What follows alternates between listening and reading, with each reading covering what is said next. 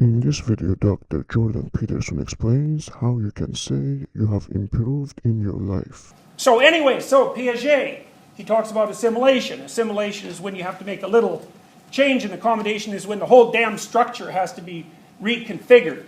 And he thought about those, in some sense, as separate types of learning. But they're not. They're on a continuum from very simple to very complex.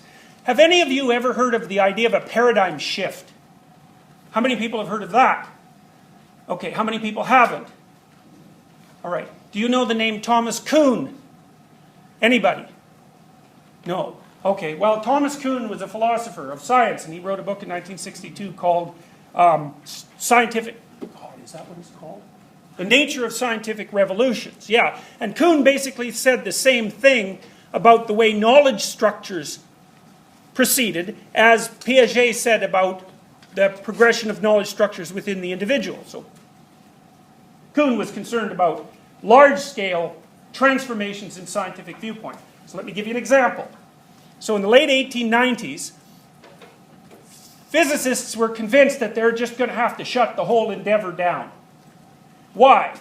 Well, because the physicists knew everything there was to know. There wasn't a single phenomena at that point that physicists could not account for, except one.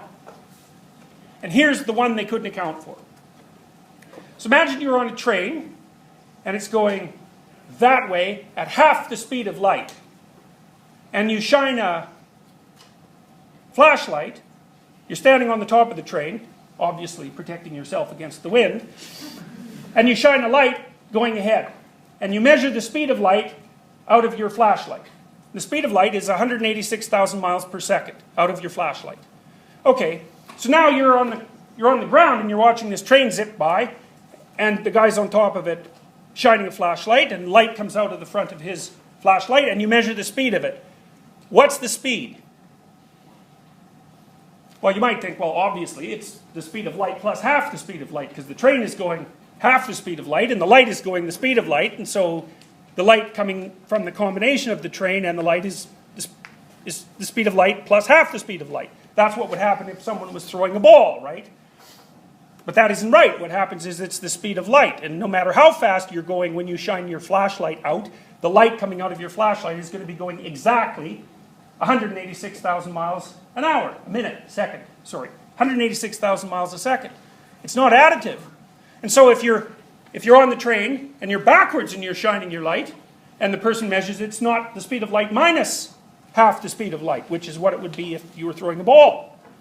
It's speed of light. Well, nobody knew how the hell to account for that. It's like, that just made no sense at all, but everyone was ignoring it. Well, it turns out you can't ignore that. And that wasn't the only thing that wasn't quite well laid out at the end of the 19th century from the perspective of physics, but it was a big one. And to solve that, Newtonian physics had to be completely overthrown, and quantum physics put in its place. And quantum physics, you might think of it as a box like this, and inside that there's a box that says Newtonian physics. And so quantum physics can explain everything that Newtonian physics can explain, but it explains some more things beside. And so you would say, because of that, it's a better theory.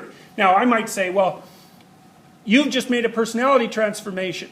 Are you a better person than you were before? And you might say, well, how in the world can you make a judgment like that? And I would say, well, if you're a better personality, you could do all the things you could do before just as well, or maybe even a little better, plus there's a bunch of new things that you can do.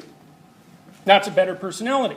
It's another interesting example of how the idea of better, which really is a moral idea in some sense, better versus worse, you can conceptualize it. Well, this is one of the things Piaget is really, really useful for, because he gives you a language that's grounded in observation and in science to start to handle questions that start to border on the moral. So a better personality can do more than the previous personality could. And you can certainly see how that would be applicable to your life.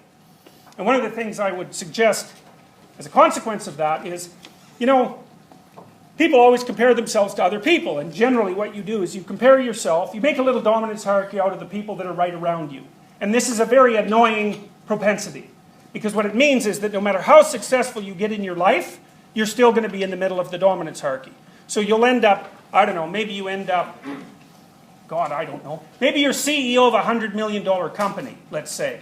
Well, you go hang out with a bunch of CEOs, and like, there's 10 of them, and 3 of them are CEOs of a $2 billion company. It's like, you're a pretty little CEO among those people, but who are you going to be comparing yourself to? The guys who pick up your trash. It's like, no, you could, but you won't. You'll have your little group around you, and you'll be somewhere in the middle. And so that's useful to know, because that means that what you have to learn to cope with is the fact that you're going to be somewhere in the middle. And then you might say, well, how do you cope with that? Because you should be improving, and you also want to be very good at something. Well, I think the best way to do that, and this is especially true when you're older, is that you don't compare yourself to other people. You compare yourself to the previous version of you. It's a good control, right? Because you'll see, especially by the time you're about 30, when you're young, you have to compare yourself to other people, because when you're young, you're a lot like all other young people in some sense. But by the time you're 30 or older, you're not very much like other people at all. And so, because the conditions of your life start to become so unique and specific to you, well, then comparing yourself to other people isn't very helpful. But comparing yourself to who you were before, that's really helpful. And you can keep doing that your whole life. And it's a fair game, right? Because the previous you had all the problems and all the opportunities and positive attributes that you have. It's fair. It's a fair game. And it'll save you an awful lot of misery.